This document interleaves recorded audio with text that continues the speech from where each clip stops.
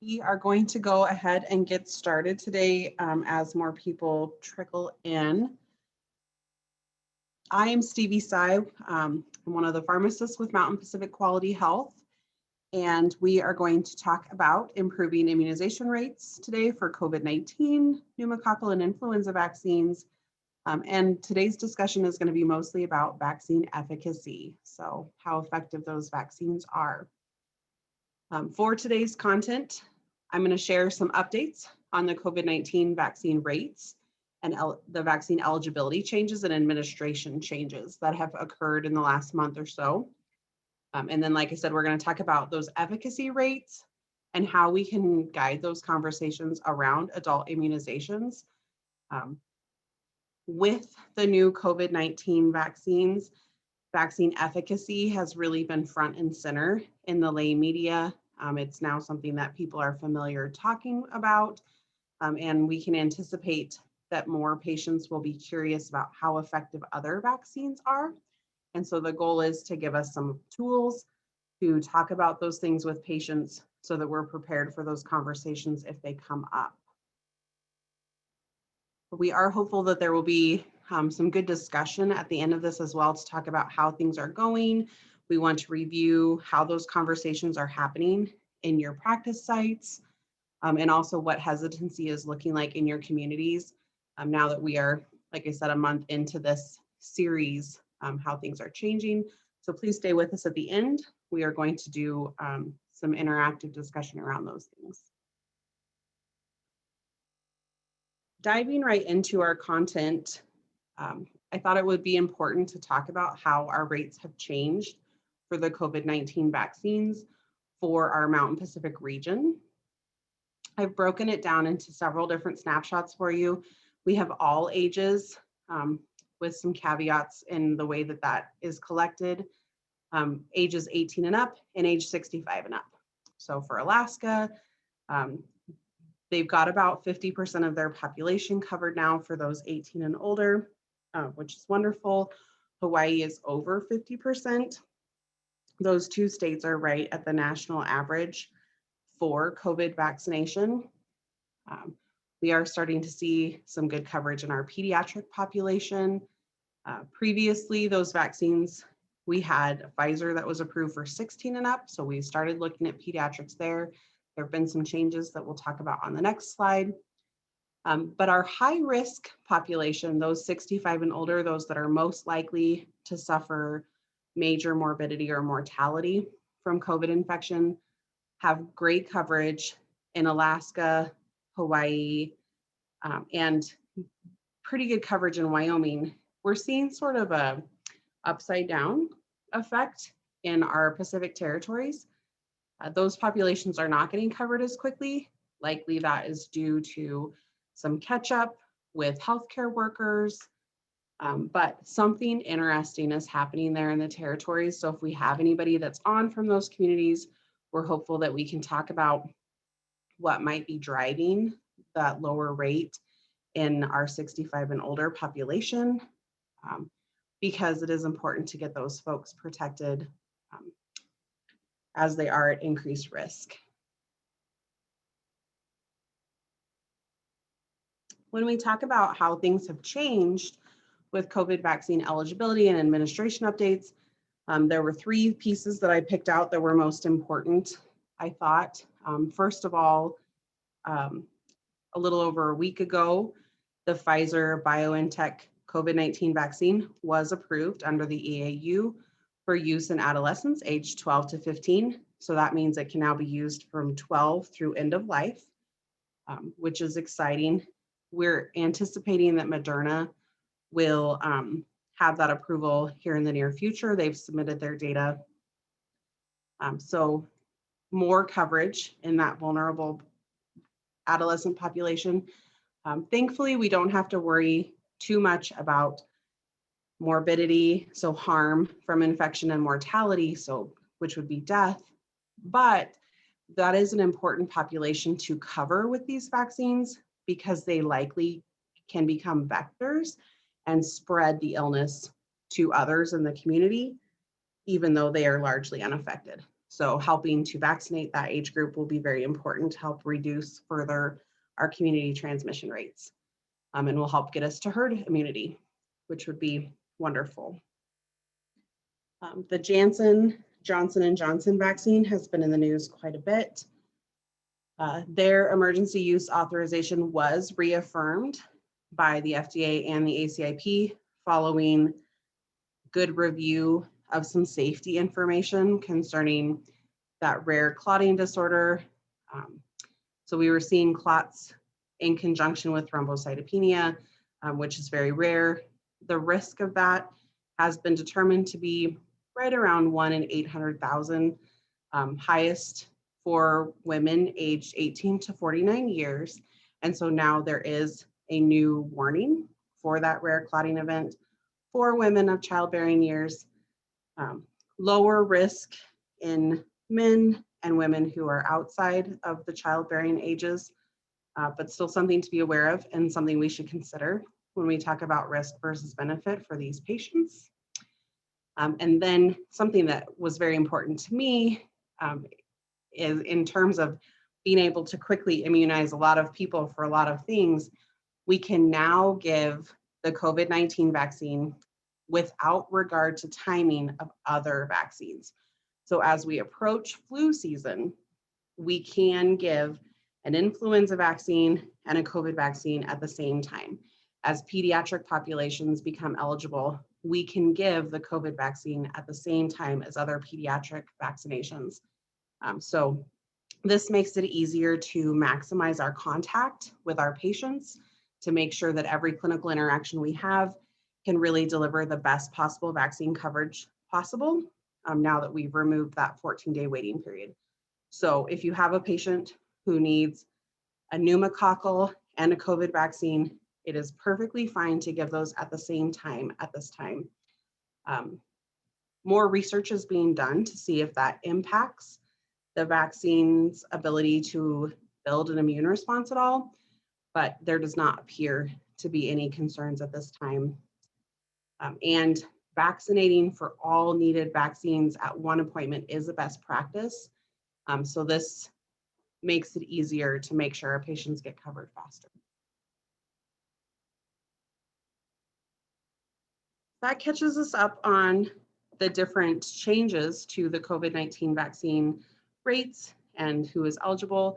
And I wanted to take just a few minutes today to talk about vaccine efficacy and how we can have risk versus benefit conversations with our patients. Because again, like I mentioned earlier, we're seeing that efficacy rate really prominently displayed for the COVID-19 vaccines in the media. Most lay people can tell you that the Pfizer vaccine is 95% effective. Moderna is 94%. And then the big one, Johnson & Johnson, is in the 60s. And people can parrot those things, but don't necessarily have good context to know what that means, how it applies to them as an individual. And we need more tools in our toolbox to be able to guide those conversations and help people understand their individualized risks and why vaccines are important to their overall personal health in addition to the community health. So with that in mind, I pulled together just a few brief statistics about vaccine efficacy for our 3 vaccines that we are talking about.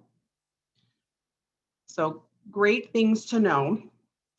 Again, those COVID-19 vaccines, we have 60 to 95% of effectiveness in preventing all illness. Preventing serious illness is a little bit higher.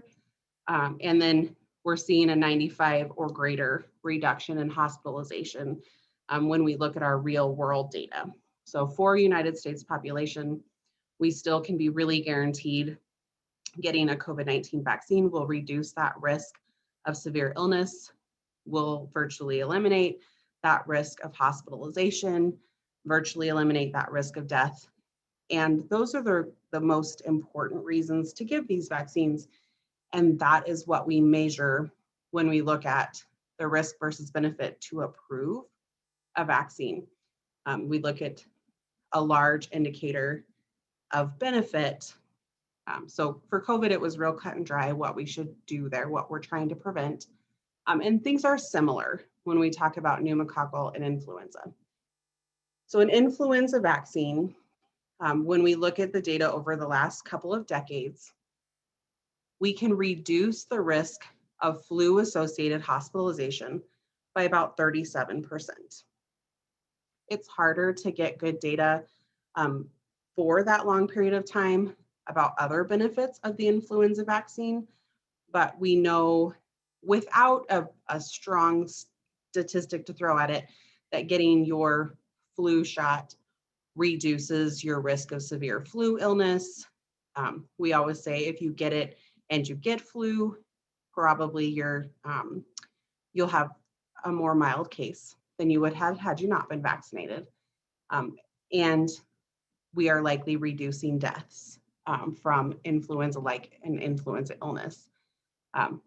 Those statistics change with the flu season because flu is a volatile illness. So it's harder to really nail down what the benefit is to the individual patient. But immediately when you start talking about the benefit of influenza, the first thing that's going to come to mind is 37% is not as good as 95%. So this is a conversation we'll need to continue to have with patients. Influenza doesn't have a lot of confidence in our communities in general that that vaccine is super effective.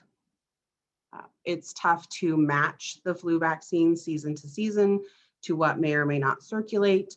Some years that goes better than others. And so that fit with the circulating flu coupled with lower data about that flu-associated hospitalization benefit can make it harder. And I think it's just something we should think about as we go into the next flu season. As people get familiar, we're going to have to talk about some of those soft benefits like reducing severity of illness, reducing your risk of death, reducing your risk of spread, to help people continue to value that vaccine, because we are in a time where vaccines are crazy changing. You know, like we've never had vaccines before they're 95% effective. And so that sets the bar very high for some of these conversations. It's important to talk to people about the risks and benefits, and we'll talk more about that because that 37% reduction in hospitalization is still very, very important if you happen to be a person who is at risk for hospitalization based on your health status. Pneumococcal, as we move all the way to the left of the screen, is again pretty effective.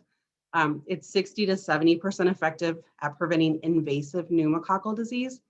So common misconception, pneumococcal vaccines are to prevent invasive pneumococcal disease. So that's things like sepsis, meningitis, those severe illnesses, not necessarily to prevent pneumonia from pneumococcal disease. Our pneumococcal conjugate vaccine that can be given to those 65 and older, so that would be Prevnar 13, does a little better job preventing pneumonia, but as we vaccinate more of the pediatric population, the vaccine recommendations have changed because we aren't seeing as much benefit in our older populations. So we're giving pneumonia shots to reduce invasive pneumococcal. So when we look at all three of these vaccines and start talking about risk versus benefit, you have to know sort of what a patient's individual risk is for contracting one of these illnesses. For a population 65 and older, about 25 people per 100,000 will get invasive pneumococcal disease every year. That is a relatively low number of people, but those that do get it are very, very ill, and their risk of mortality is pretty high. It can be a life-changing illness, even if you survive it. The risk of getting a Prevnar 23, or excuse me, a Pneumovax 23, which is our polysaccharide vaccine that is recommended routinely for 65 and older, decreases that risk quite a bit. And for the 23 serotypes that are protected against in that vaccine, we have an annual incidence of 14 to 18 per 100,000. So you're reducing that person's risk. You know, they have a 14 to 18 per 100,000 individual risk every year of contracting it. And the risk to them is that this shot will likely make their arm sore and give them an area of redness. So much different than hospitalization, IV antibiotics, potential morbidity and mortality. So this is a vaccine that is 100% covered for people who have Medicare. So there's no cost associated directly for the patient, easy to weigh that risk versus benefit, so that for an individual patient, particularly if they have chronic conditions like hypertension, diabetes, any kidney issues, or an immunocompromising condition, those all increase their risk of contracting invasive pneumococcal. So you can talk to your patient about those individual, like you, Mr. Jones, have hypertension and you have chronic kidney disease. So your risk of contracting invasive pneumococcal is higher. I recommend you get this vaccine because of those factors. Your risk is higher than someone who does not have those. The same thing as we move across to flu. When we talk about that 37% reduction in hospitalization, when we look at a snapshot of a decade of influenza hospitalizations, every year there are between 140,000 and 810,000 hospitalizations related to influenza annually. So wide variety there depending on the severity of the flu season. But if you are in a community where there's widespread transmission, you have comorbidities, so things like hypertension, COPD, asthma, contact with children who are a known vector, all of those things increase your risk, and that risk of hospitalization is pretty high. So a lot of opportunity to reduce that risk. And again, the possible side effect from the vaccine of sore arm, redness, fatigue is likely very minute compared to that risk of hospitalization. And then COVID-19, we need to talk about their age-associated risks. This conversation is tougher right now since we, particularly if you're practicing in Wyoming or Montana, there is a lot of vaccine hesitancy around the COVID-19 vaccine. But again, we can go back to what is your individual risk. If you are a person between 18 and 49, there are 2.5 hospitalizations for every 100,000 people. If you are 50 to 64, that goes up to 7.4. And then if you're over 85, that is over 17. So that risk of hospitalization pops up really quickly.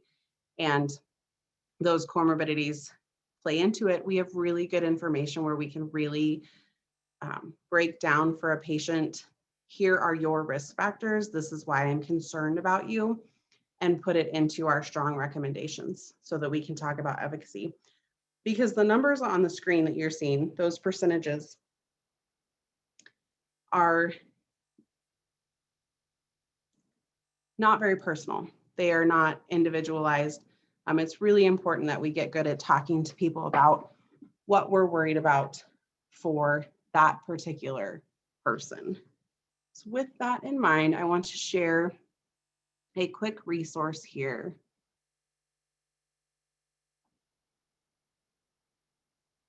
About individual risk versus benefit.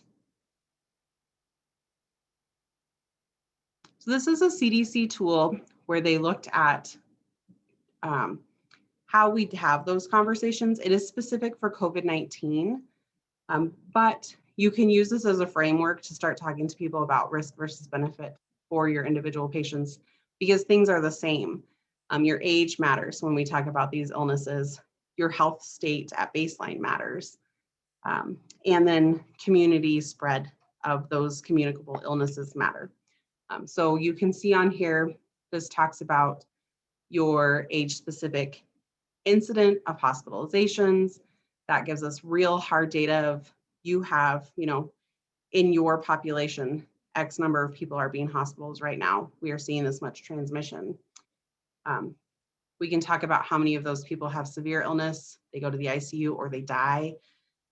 Case fatality rates for COVID-19 in the United States are 1.8%, quite a bit higher than things like influenza. And we can talk about, the different vaccines and how there are tools in here from the CDC so that you can talk specifically and help a patient decide which vaccine they would most like to have for their individual benefit. So I wanted to reference that to say there are lots of ways to have these risk versus benefit conversations with our patients.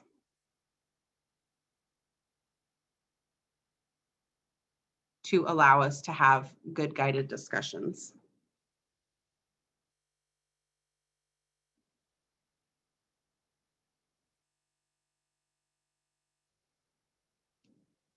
There are lots of tools and resources that Mountain Pacific has available to help with these conversations. If you have not signed up for our blogs or tools and webinars, please do. We are trying to release particularly the COVID-19 data in a very timely manner so that those tools and resources are available to you at your fingertips. Also this summer, we are anticipating there will be new pneumococcal vaccines that will be approved. And so those tools and resources will come out there as well. Keep an eye out for CDC posters and their resources. There are lots of emails and listservs you can sign up for now. Health and Human Services has a great campaign in the We Can Do This campaign. Tons of things are available to help with those discussions. And keep in mind, any of these tools and tricks that we're learning about COVID likely can be applied to other vaccines. So things like the influenza vaccine, as we move into that season, we can shift those things so that we're able to face them toward new vaccines.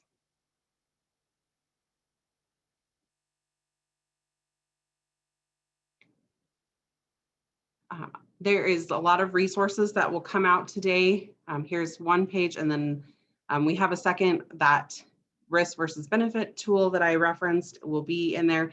These resources will be released to you in a follow-up email from our from Mountain Pacific staff, likely tomorrow. So please keep an eye out for that.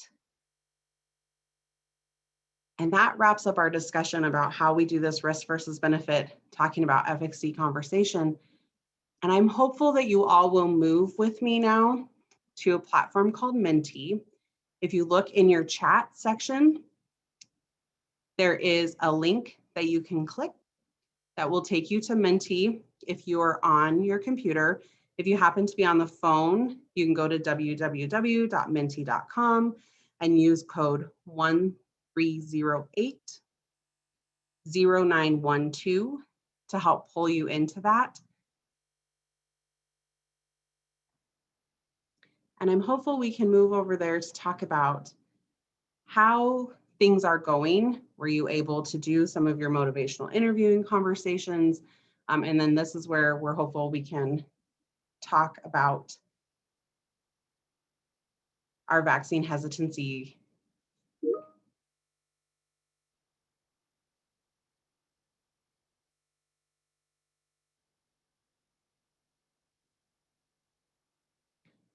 And then at this time, if we can also move everyone to a panelist so that you can unmute yourself as well if you need.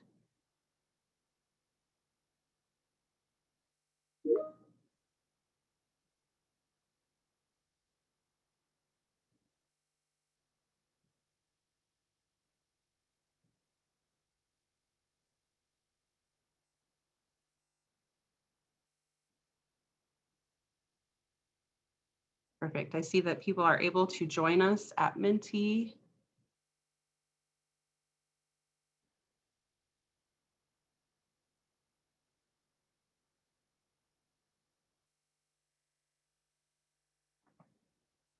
We will go ahead and get started there. So we're going to start with a little quiz, and it says,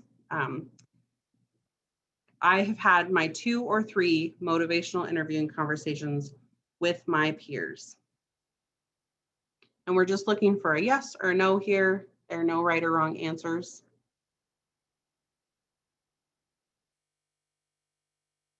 And it will cut you off here in about 8 seconds.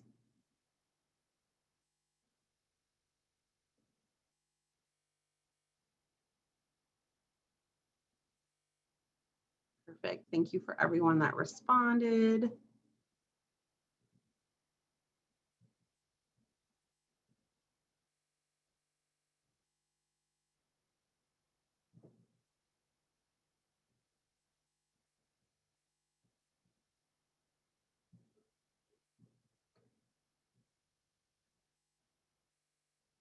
All right, so our question 2 again is about feedback from our last session.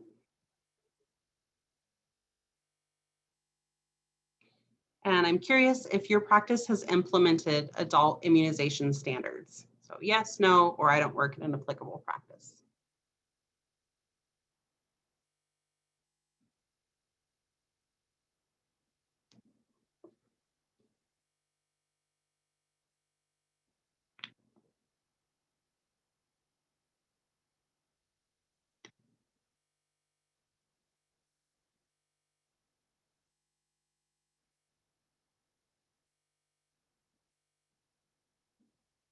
Thank you, everyone who's responded.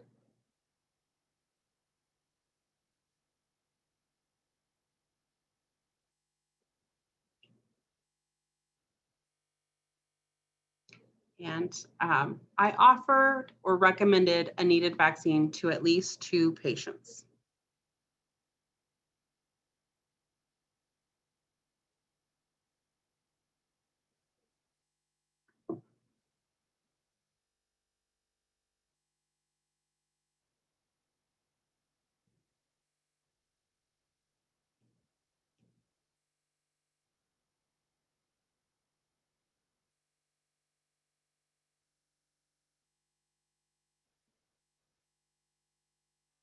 All right, so now I'm curious, if you had those peer discussions, if you're just talking to anyone, who did you talk to and how did it go?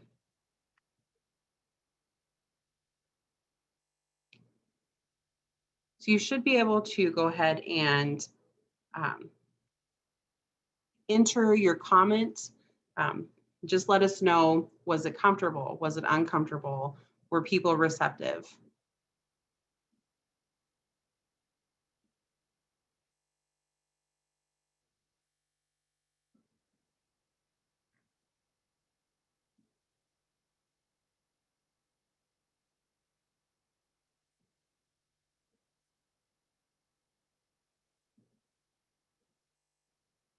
All right, so we do have a response. They've talked to friends and family.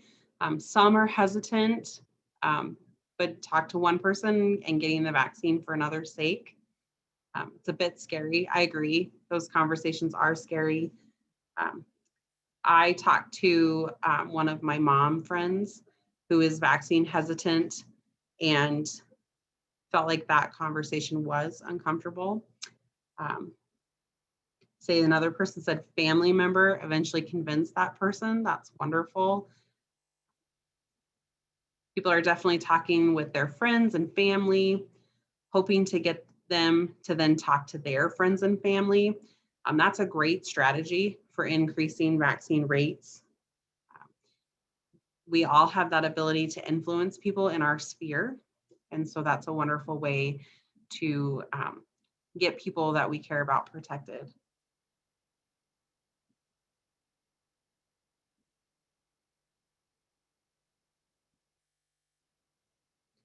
All right, so using one word or a short phrase, I was hopeful you could describe vaccine hesitancy in your community.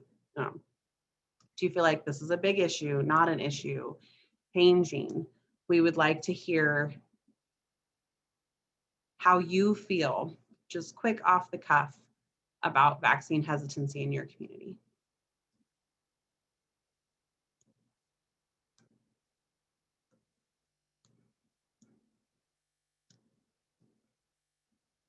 I had to describe vaccine hesitancy in my community, I would describe it as stagnant right now.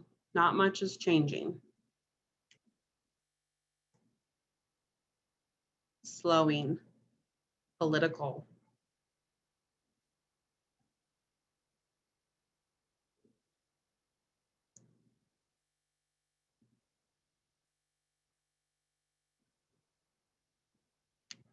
Perceived low risk. I agree. People do feel like they do not have risk and therefore don't need these vaccines.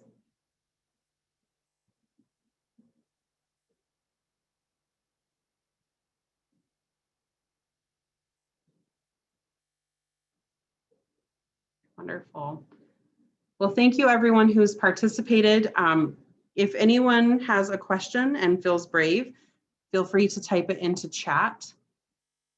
It's important to address and valuable. I agree. We'd love to invite you at this time to go ahead and come off mute and ask any questions you have, or let us know how vaccine hesitancy is changing in your community.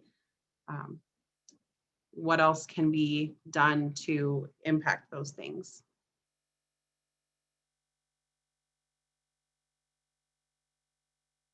Improving. Someone says vaccine hesitancy is improving.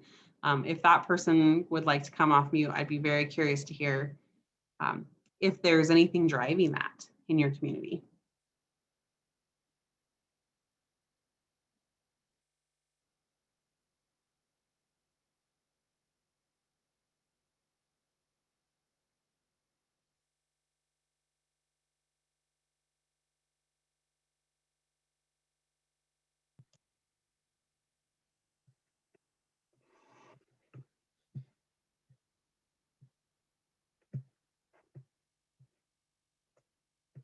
Stevie, one question I see, it isn't the one you just asked, but I do see we have a question about, there are so many resources around COVID-19 that are really getting pushed out, which is awesome. How can you use some of this for some of the other? Well, in the interest of keeping us going, please remember you can type in our question and answer, you can type in chat, but in the interest of your time, we will go ahead and continue on with our session. We have done our review. So as we leave each other today, we're hopeful that you can do two things. First, review those risk versus benefit materials for individualized conversations and discuss it with two colleagues. Get together and talk about what a conversation like that would feel like, what it looks like, things that you feel like are important to discuss with patients or healthcare professionals, because that is still a group where we see a lot of vaccine hesitancy and where we can really make good impacts. And then our second ask is that you conduct a risk versus benefit conversation with two patients or two peers.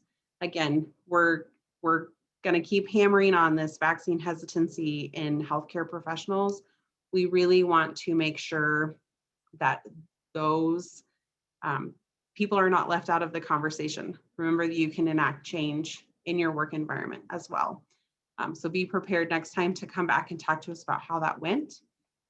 Our next session will be June 9th, where we will talk about vaccine hesitancy in healthcare professionals, and tools and resources and real ways to help create that change in our different work environments.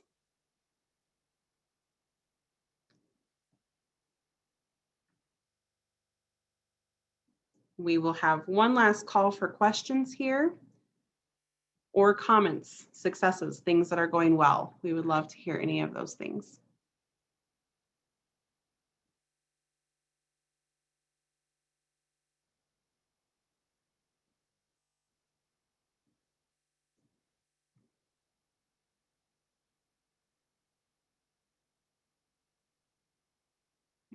Thank you everyone for your time today, and I hope you have a wonderful rest of your day.